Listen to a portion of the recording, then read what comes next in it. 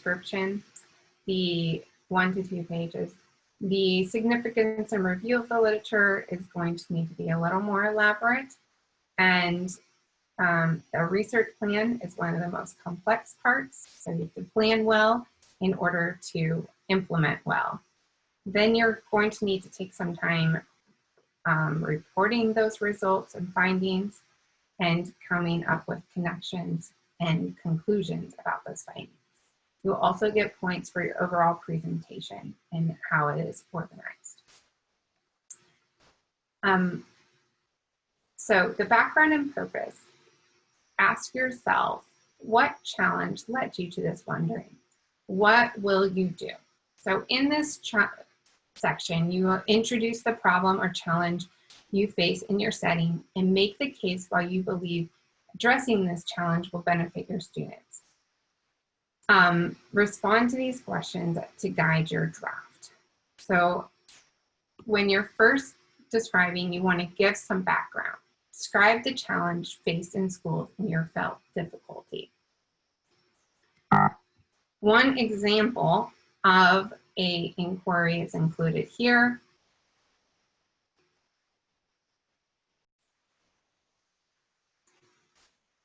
All right, so again, background and purpose is where you ask, what led me to this wondering, and what do I plan to do? And in this section, you're going to introduce the problem or challenge that you face in your setting and make the case for why you believe addressing this challenge will benefit your students. So here are some guiding questions that'll help you. And think about getting to the point in 3 to 4 paragraphs. This is an introduction, and you want someone to know right away what is the purpose, why you had this idea, and what is the purpose that you're trying to address. So you can start with that by describing your school. What's the name of your school? What type of school is it? Where is it located? Describe the demographics of that school so we have an idea. Is that school like mine or the one I've taught at? When somebody is watching or reading your presentation, that they have that idea. The background portion then will be where you elaborate on the challenge faced in your school and the difficulty that you are feeling.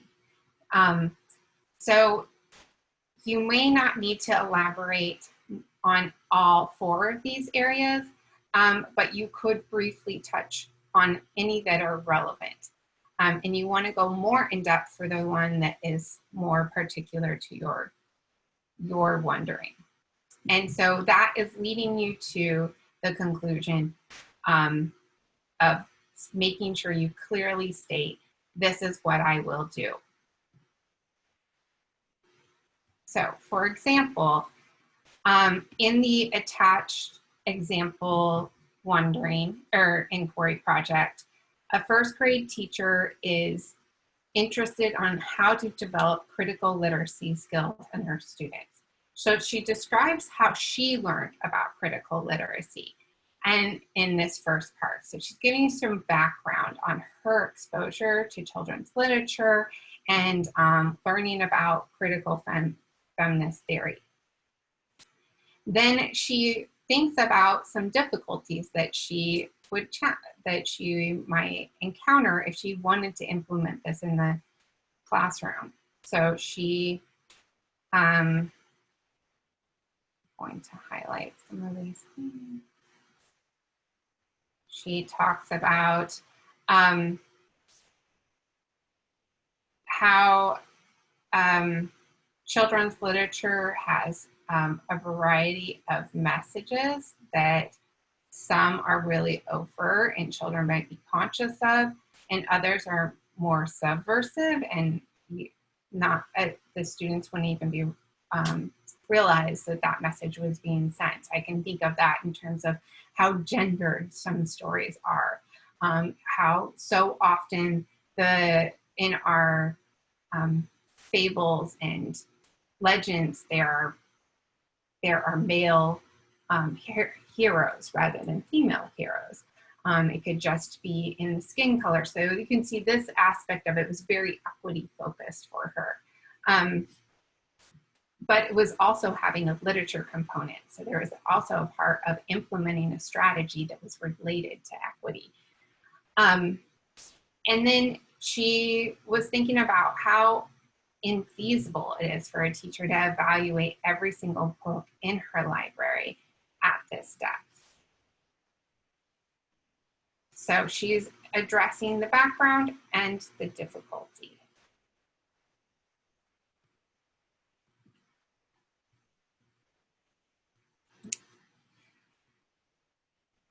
Then additionally in the background section, you need to describe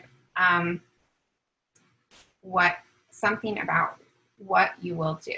So in this section, she goes on to talk about how she's going to help, is interested in helping young students develop critical literacy skills and why that is important. So to highlight some key things about what she said, she decided rather than the teacher taking on this role of controlling the books in the classroom, she thought it would be more powerful to teach students to be critical as they read. And then she explains why is that important, and basically to prepare them for the uncensored flow of information outside of school boundaries. So to be critical thinkers as they grow up and participate in the world as citizens. And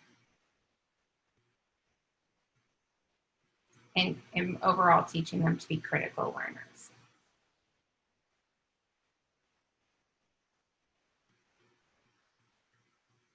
Okay, so your background gets to that point. This is what my concern is, and this is what I will do.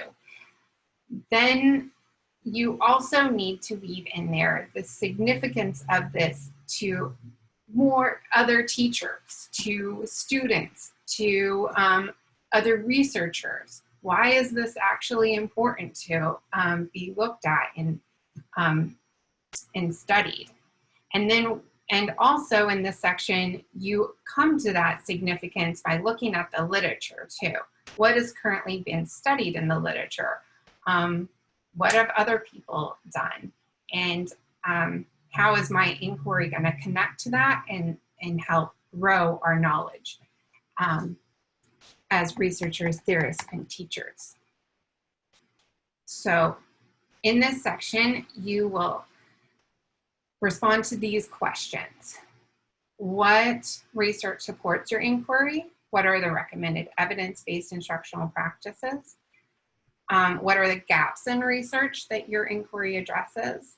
And what is your wondering? So before you were describing what direction you're going into, and this is where you could also put in your question. Where that ends up fitting is going to depend on how you flow, but make sure these are addressed in either the background or it could come in following the literature review. So for example, this first grade teacher reviewed the literature and she wove that into describing her background because her experience came from a course. So she talked about the overall situation of 21st century learning and the type of skills that we expect from students. And then she also looked, what is critical literacy explained out? So what is the recommended evidence-based instructional practices? And so she just defines what critical literacy is as a framework and how it looks in the classroom. That's student-led, and it matches with her felt difficulty, her desire to be a teacher who fosters student agency. She further describes the significance. She talks about how it was, I want to highlight,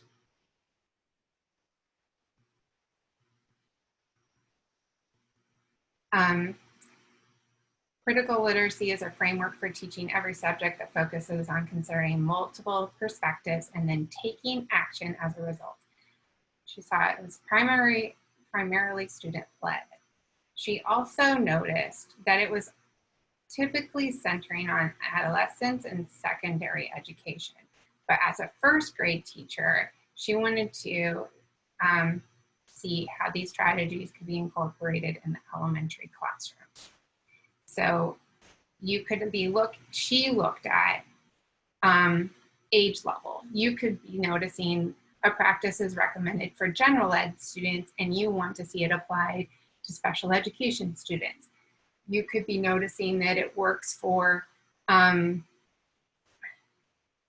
students that it's been primarily studied in higher economic and white communities, and they haven't mentioned whether it actually works with English learners or with other Black and brown students.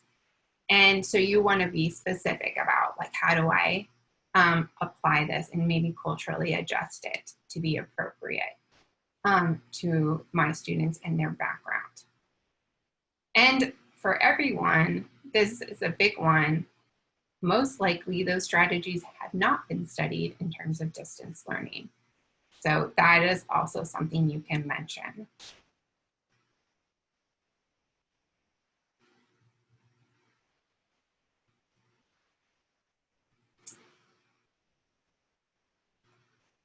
Okay, so in this, like I described, for her, she came back to the background and purpose after she also described the significance in the literature. And she concluded, therefore, my purpose for this inquiry is to boil down critical literacy to the fundamental skills which will support first grade students in developing critical mindsets. I want to find out. So that is a sentence starter that you could refer back to. I want to find out. What do you want to learn from this inquiry? And like she describes who she's looking at and what she's going to do, this kind of instruction. She's going to design lesson plans that support students' critical thinking skills. And then she writes it as a clear question. So this alone is very important. It needs to be very direct in this style of writing and have clear questions that you will need to check out with me in your inquiry brief.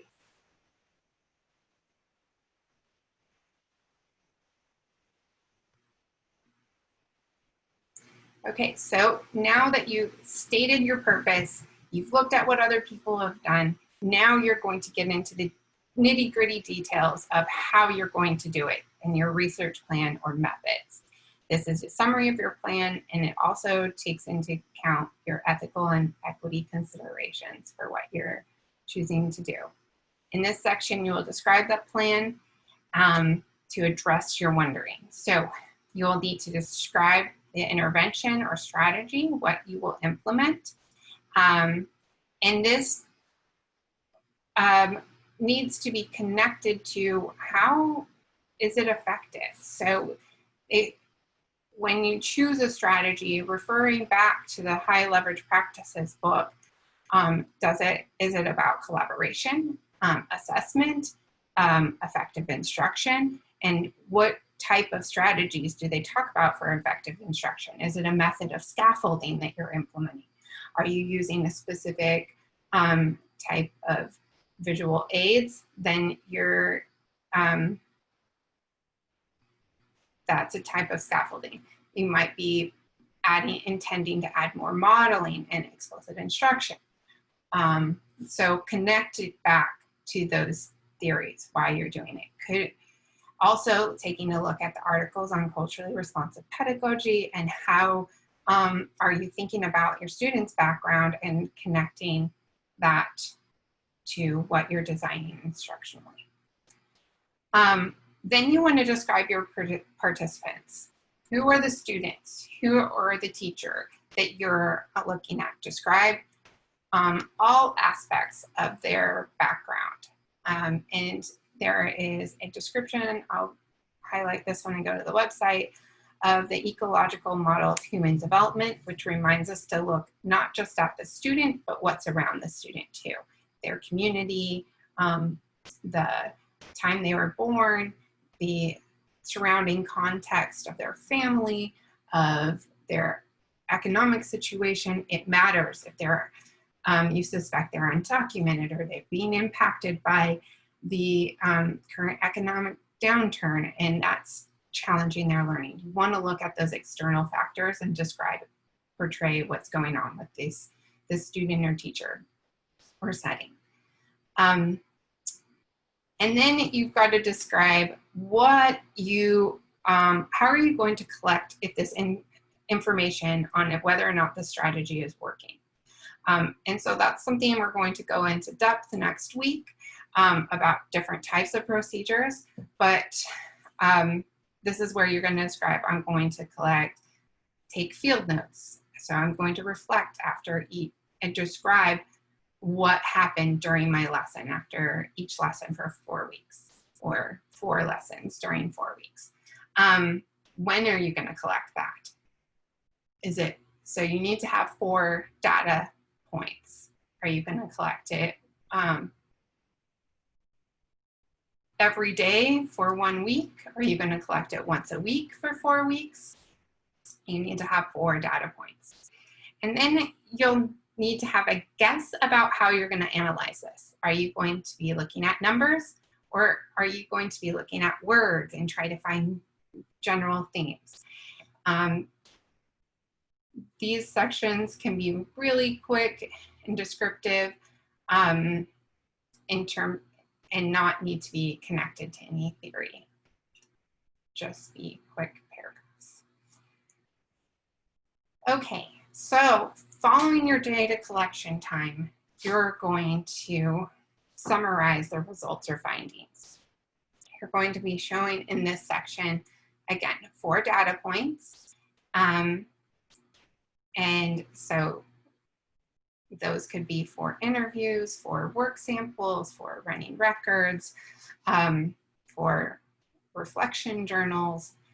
And then this section, results or findings, is where you just describe what's in that data. So you might be showing graphs if you collected any of the running records, or you took rubrics and you're on their work samples. So you might be showing graphs and just describing what's in the graphs. You could take the words from the interviews and make word clouds out of them to see what were the most common words that were coming out of that. And so you might be showing that and just describing this were the themes in the interviews.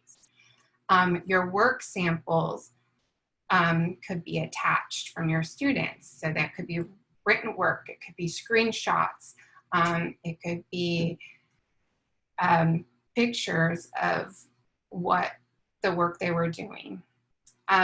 It could be video if you have permission, of course. And so the important thing is to try to not make interpretations at this point. The interpretations come later when you go into the discussion and the conclusion.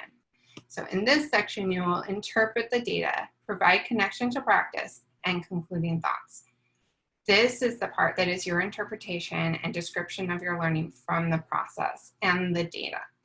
So to guide your thoughts in what to write here, you want to think about 3 sections: the discussion, the implications, and the conclusion. In the discussion, this is where you really say, I've got these numbers, or I had these interviews, and what did I learn from them? What did they mean to me? What kind of dots did I connect? What did I learn that the literature didn't say before? So connecting back to your literature review, they said this, but I experienced this. Then you have implications. What does this mean for us as teachers? What does it mean for you and your practice? So you want to keep it connected to you, and what you will do next, but also can apply, well, what does this possibly mean for all secondary students, for students with autism, for Black and Brown students and their access to education. So those, depending on what your question, this is where you're addressing and telling first the discussion, what was the answer to your question, and then what does this answer mean? And finally, a conclusion. What do you want others to know most about what you learned from this inquiry? This is your message that you send them off empowered and inspired to try out what you tried out, or add this tweak that you discovered through your inquiry. And then overall, you will also get points for your conventions and your creativity. And so I will be looking at both, how did you organize this information? Was it the writing engaging? Or if you do a video like I'm doing now, was your presentation engaging? Did it flow, have organization? Were your spelling and punctuation accurate? Did you cite at least 6 articles? To see how this could look, take a look at one of the author's websites. She has several videos on people talking about their inquiry process. And also for citation rules, this